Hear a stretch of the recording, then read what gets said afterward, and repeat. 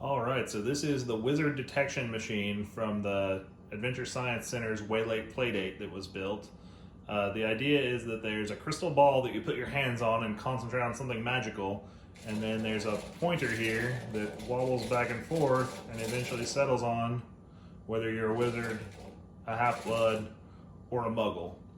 It's being controlled by two different Arduino Nanos. There's one Arduino Nano that is inside the actual wizard detection machine itself, which is taking feedback from this potentiometer in a 3D printed handle, which I can conceal behind my back. It's just got a wire that goes to the back there, and behind my back I can just use one thumb to manipulate the pointer. It's just mapped from what the potentiometer reading is to the 180 degrees of the servo that is actually moving the needle there. And I actually liked it this way. I had originally built it with an infrared remote that would just snap it from position to position like that, but I didn't think it looked very magical. That I liked the being able to make it jitter around and go back and forth and kind of build a little bit of suspense. And it actually worked really well for the event that pretty much no one was actually able to figure out how this worked. So that is the first part of it.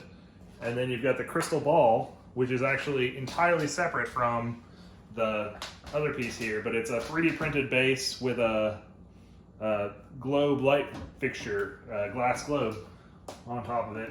And then if we remove that, it's actually just some RPW 86 something individually addressable LEDs. I'm going to turn them off so they're not washed out by the camera, but it's just kind of a 3D printed plug here with a battery pack in the middle. There's actually an Arduino Nano shoved down in there. It's kind of hard to see it. And then you've got a ring of LEDs around the edges, and then kind of a dome-shaped piece that has additional LEDs on it. And this just sits centered inside of that globe, and it makes the light effects. And overall, I was incredibly happy with how this turned out. It was a big hit for party goers, and no one really figured out how it worked unless they happened to walk behind me and see the magic.